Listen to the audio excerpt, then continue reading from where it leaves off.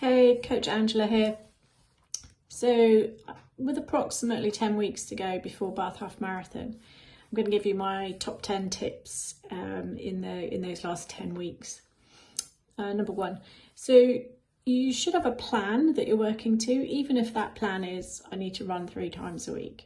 Have that outline of a plan and think about however many days that you're running. One of those runs needs to be a long run, which increases. Tip 2 is keep the consistency there. So whether you're running 3 times a week, 6 times a week, and doing 3 strength training programs alongside that, it doesn't matter, whatever's right for you, whatever you've built up to, but just try to stay consistent. Don't try to cram everything into the last 4 weeks and think that it's fine. It won't be fine. So number 2 is stay consistent. Number 3 is make sure you're including some other exercises, not just running. Running is a very high impact sport, very repetitive. So any non-running activities that are considered an endurance sport. So when I mean endurance, I mean thinking about being out for hours rather than minutes. So a long bike ride, a walk, a swim, some strength training. Anything really to increase your endurance or how long you're able to train for. Number 4 is listen to your body.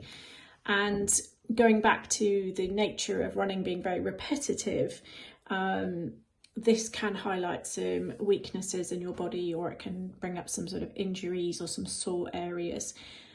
So listen to your body, and if you're feeling like, I feel really tired today, don't push through and do the training. Take an extra rest day or shift your training around. If you're finding that you're particularly sore in an area, get yourself booked in with a physiotherapist or a sports massage, and just get some of those niggles ironed out. I must remember to go and book myself a sports massage now. Number 5 is start to focus on your nutrition and hydration. So food is fuel. You need a mix of carbohydrates, protein, good fats, fruit and vegetables.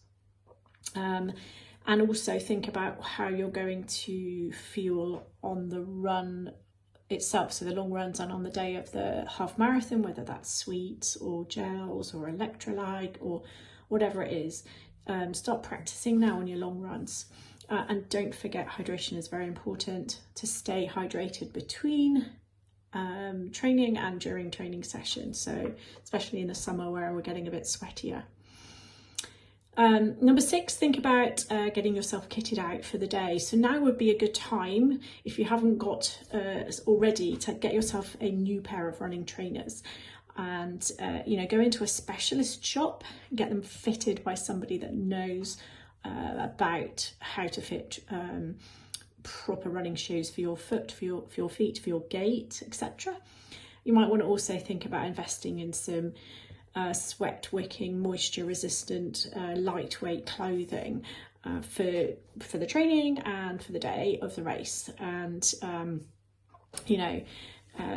it's good to have something that's fit for purpose and will actually help you rather than hinder you. Number 7 is practice the route. Now, whether that means some of the actual Bath Half route itself or trying to practice running on the surface that you're going to be running on during the day. So we know that Bath Half is road and pavement based, so you want to be getting some of your training runs done on road or pavements. I would say if you're doing your training in Bath to avoid the Lower Bristol Road between McDonald's and the boathouse. Don't recommend running there at all unless it's the day of the race when it's closed to traffic. It's a horrible road, very dangerous. Don't run there. The other thing you can do is join a group, join a running group, or get some friends or a friend to run with. It's so much easier training with someone else. I've got my own running club, that, Run Bath. I've got training runs booked coming up. So if anyone wants to join, let me know. Tip 9 is start thinking about preparing for the race day itself, in terms of, we talked about what to eat, what to wear. Start thinking about that's not only the physical preparation, but the mental preparation as well. Not everyone has a great training run every single time they run. Not everybody will have a great race. You know, there could be so many things that go wrong, but start thinking about, okay, what am I going to do to prepare myself for when things perhaps aren't going so right? I've got some strategies for that, which I can share with you. And I think tip number 10 is always go back to why. Why are you doing this? Why are you completing? Why did you enter Bath Half? You know, is it to raise money for charity? Hopefully, Bath Rugby Foundation. Is it a personal challenge? You know, you want to set yourself a challenge of, I've always wanted to run a half marathon. Or is it, you know, you're doing it because it's the 10th time you've run it. So just always remember why.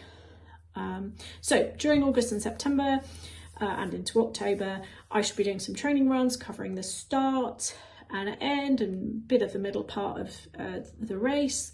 And I'm happy for any one of you who wants to come along to any of those. They'll be nice and gentle runs. We're using it for sort of stop and talking about my sort of tips for the day. So if anyone wants any